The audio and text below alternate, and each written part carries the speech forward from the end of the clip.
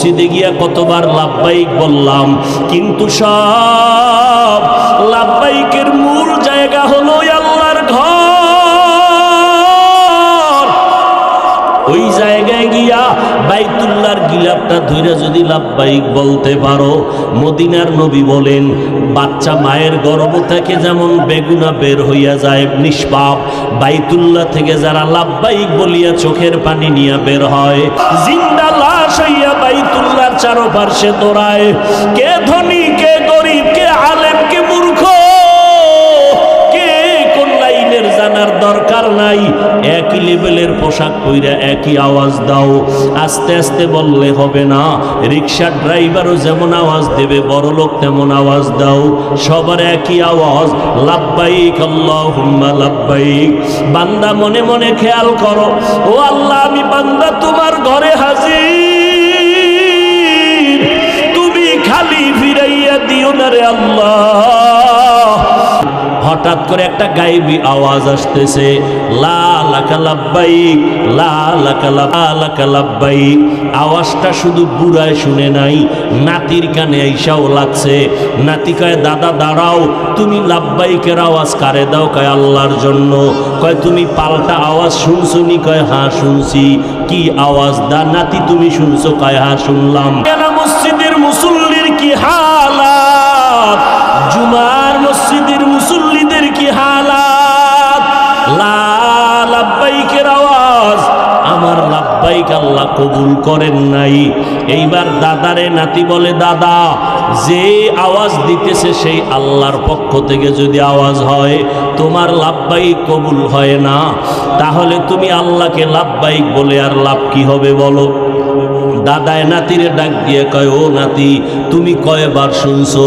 কয় আমি, কিন্তু আমি চিন্তা ভাবনা করে দেখলাম আল্লাহ যে আমার লাব্বাইক কবুল করেন না, আমি এখন এই দরজা বাদ দিয়া কোথায় যাব? বলো নাতি, আলাদা একটা দরওয়াজা আসেনি? নাতি কয় আর কোনো আলাদা দরওয়াজা নাই। তখন না দাদায় কয়, আমি ওয়াদা করেছি আমার মাওলা তুমি যতবার আবারে ফিরাইয়া দাও, আমি তোমার এই দরজা ছাড়বো না রে আল্লাহ, আমি লাব্বাইকের আওয়াজ বন্ধ করবো না রে আল্লাহ, আমি এই দরওয়াজায় হাত লাগাইছি তো এই হাত আর ছাড়বো না, আলাদা কোনো দরওয়াজা নাই। আমার কাজ হলো লাব্বাইক বলা, আমার কাজ হলো কান্না করা। একদিন না একদিন আমার মাওলা আমার ডাকে সাড়া দিবে। বাচ্চা যখন মায়ের কোলে উঠার জন্য কান্না করে আম্মু, তখন মায়ের কলিজায় মোহাব্বতের ঢেউ শুরু হয়ে যায়। মা তখন সব কাজ ফালাইয়া বাচ্চাটারে কোলে নেয়, কাদা মাখিয়া চুমু খায়। আল্লাহ পাক বলেন, বান্দা আমার যে তোমার মায়ের থেকে আমি আল্লাহর মায়া কি কম। ওরে বাচ্চার কান্নায় যদি মায়ের অন্তরে মায়া জন্ম হইয়া যায়, ও বান্দা আমার ডাকার মতো ডাক দাও।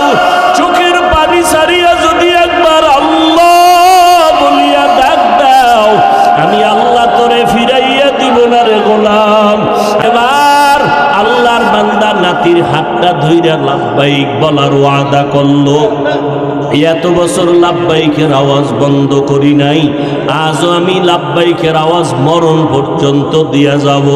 আল্লাহর বান্দা নাতির হাতটা ধরে আবার ঘুরে আর লাব্বাইক বলে আর কান্না করে, আর মনে মনে কে আল্লাহ তুমি আর কতবার আমারে ফিরাইয়া দিবা। হঠাৎ করে গাইবি আওয়াজ, লাব্বাইক ইয়া আবদি। গাইবি আওয়াজ আসতেছে, বান্দা তুই আমারে কেন ডাকো? আমি আল্লাহ তোর সামনে হাজির। ফাইনামা তুওয়াল্লু ফাসাম্মা ওয়াজহুল্লাহ ওয়া হুয়া মাআকুম আইনামা কুনতুম। ও আল্লাহর বান্দারা, ও যুবকেরা, ও পর্দার আড়ালের আম্মা জানেরা, ওরে নামাজ পড়িয়া যদি মন খারাপ লাগে, মাওলার দরজা ছাইরো না রে যুবক।